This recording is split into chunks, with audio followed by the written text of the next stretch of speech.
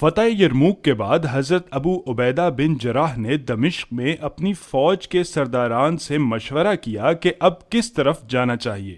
تمام کی رائے اس بات پر متفق ہوئی کہ اس دو مقام یعنی کیساریہ اور بیت المقدس میں سے کسی ایک طرف فوج کشی کرنی چاہیے۔ آپ نے امیر المومنین حضرت عمر رضی اللہ تعالی عنہ کو خط لکھ کر مشورہ لیا کہ ہمیں کیساریہ اور بیت المقدس میں سے کس طرف جانا چاہیے۔ حضرت عمر رضی اللہ تعالی عنہ نے مسلمانوں کو خط پڑھ کر سنایا اور ان سے مشورہ لیا تو حضرت علی کرم اللہ وجہہ نے کہا، یا امیر المومنین، سب سے بہتر اور مبارک رائے یہ ہے کہ آپ حضرت ابو عبیدہ کو پہلے بیت المقدس پر فوج کشی کرنے کا حکم دیں کہ وہ اول وہاں پہنچ کر محاصرہ کر لیں اور پھر وہاں کے لوگوں سے لڑیں۔ بیت المقدس کی فتح کے بعد کیساریہ کا رخ کریں اور بیت المقدس کی فتح کے بعد خود ہی فتح ہو جائے گی۔ مجھے میرے آقا جناب محمد رسول اللہ صلی اللہ علیہ وآلہ وسلم نے اسی طرح خبر دی تھی۔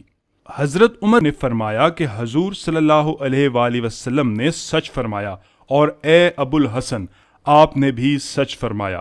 اس کے بعد آپ رضی اللہ تعالی عنہ نے حضرت ابو عبیدہ کو بیت المقدس پر فوج کشی کا حکم دے دیا۔ حضرت ابو عبیدہ نے 5,000 ہزار کے لشکر بیت المقدس کی طرف روانہ کر دیے۔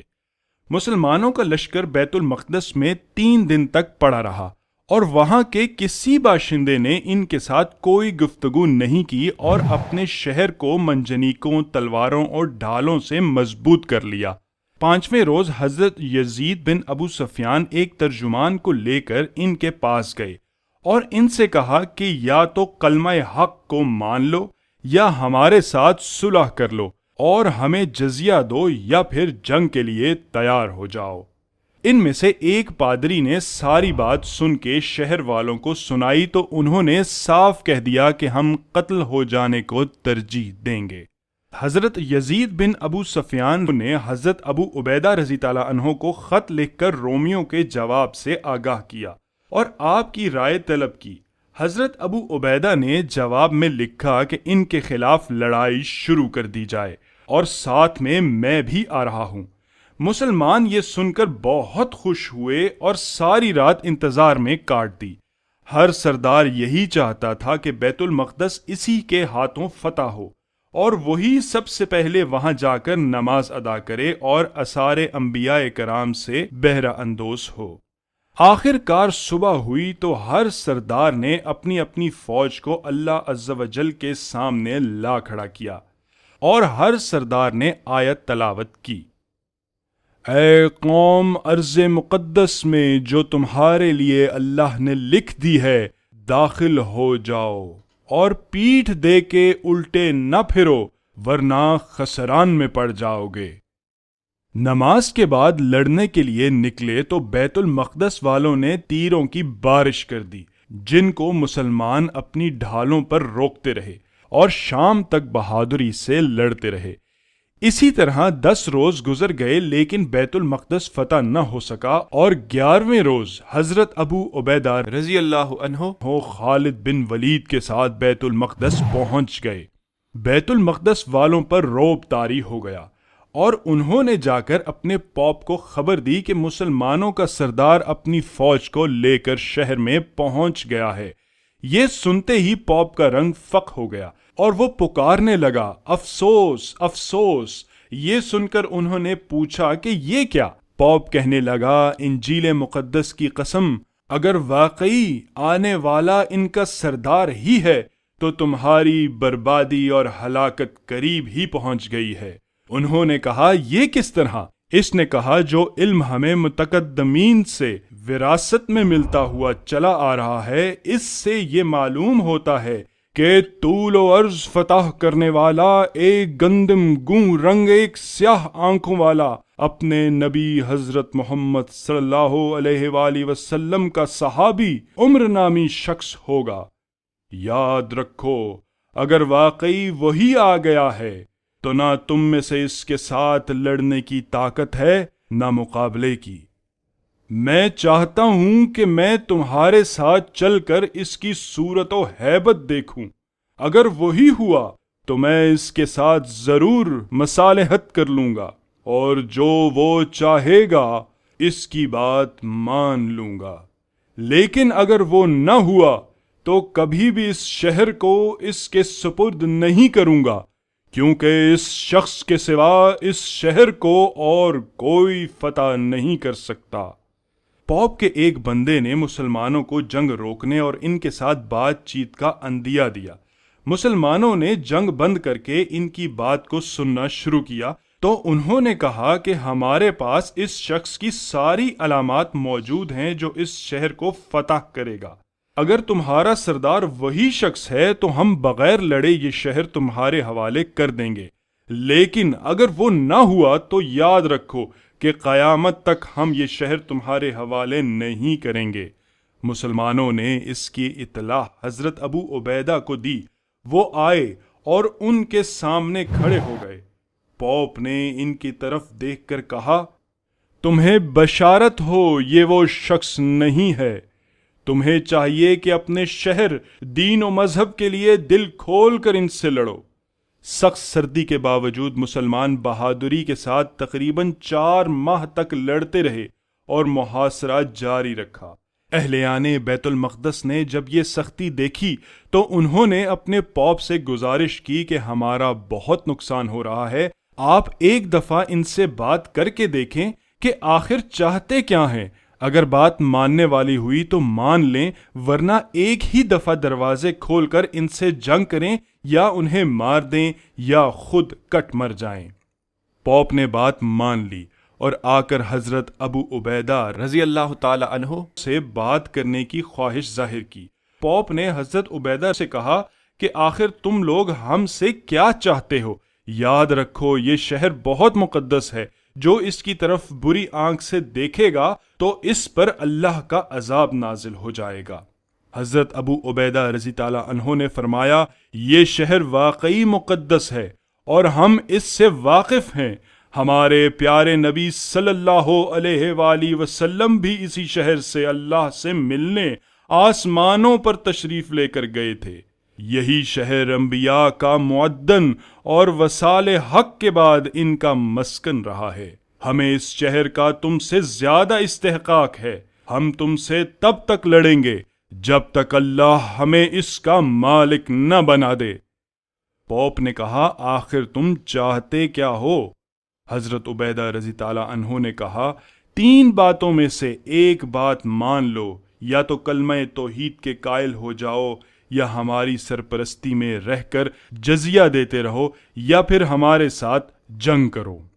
پوپ نے کہا، اگر تم ہمارے شہر کا 20 سال بھی محاصرہ کر کے رکھو، پھر بھی ہم پر فتح نہیں پا سکتے۔ اسے صرف ایک ہی شخص فتح کر سکتا ہے جس کی تمام علامات ہماری کتابوں میں موجود ہیں۔ آپ رضی اللہ تعالی عنہ نے پوچھا کہ وہ کیا علامات ہیں؟ پوپ نے کہا، وہ تو میں تمہیں نہیں بتا سکتا، لیکن اتنا ضرور بتا دیتا ہوں کہ وہ شخص محمد صلی اللہ علیہ وآلہ وسلم کا صحابی عمر ہوگا، جس کا لقب فاروق ہے، جو اللہ کے احکامات میں انتہائی سخت ہے۔ کہتے ہیں کہ آپ رضی تعالی عنہ یہ بات سن کر ہنسے اور کہا، رب کعبہ کی قسم، ہم نے یہ شہر فتح کر لیا۔ اس کے بعد آپ نے اس سے پوچھا کہ کیا تم اس شخص کو پہچان لوگے؟ اس نے کہا، بالکل، اس شخص کی ایک ایک بات اور صفات ہماری کتابوں میں موجود ہے۔ آپ رضی تعالی عنہ نے کہا کہ وہی ہمارے سردار ہیں۔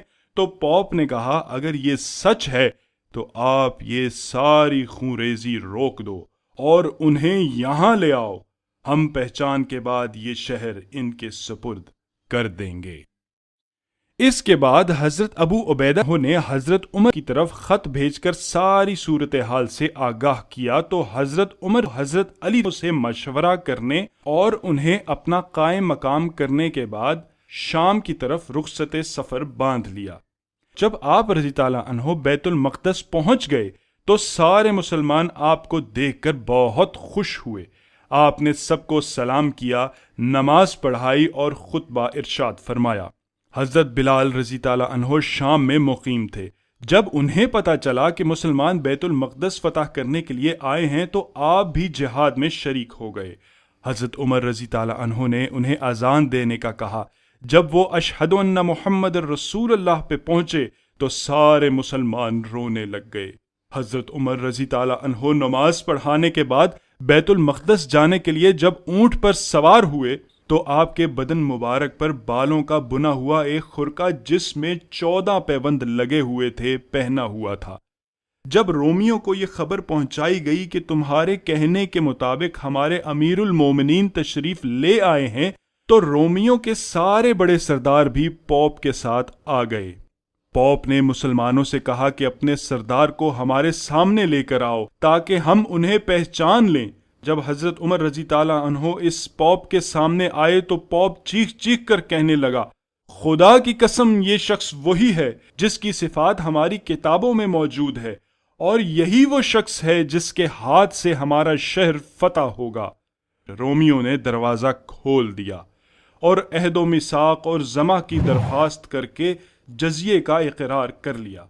حضرت عمر رضی تعالیٰ عنہ نے یہ دیکھ کر اللہ کا شکر ادا کیا اور اونٹ کی پالان پر ہی سجدہ شکر میں گر پڑے، سر اٹھایا اور ان سے مخاطب ہو کر کہا، اگر تم لوگ اپنے وعدے پر قائم رہے تو تمہارے لیے ضمہ اور امان ہے، جاؤ اپنے شہر میں لوٹ جاؤ۔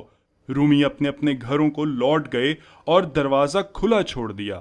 اگلے دن آپ بیت المقدس میں داخل ہوئے تو سب سے پہلے مسجد میں مقام داؤد پر جا کر سجدہ داؤد کی آیات پڑھی اور سجدہ کیا۔ پھر سخرا کے مقام پر جہاں حضرت یعقوب علیہ السلام سے اللہ نے کلام کیا تھا مسجد کے لیے منتخب فرمایا۔ وہاں کافی کوڑا کرکٹ جمع تھا تو آپ نے اپنے ہاتھوں سے اس کو صاف کیا۔ پھر یہاں مسجد کی تعمیر کی جس کو مسجد عمر کے نام سے جانا جاتا ہے۔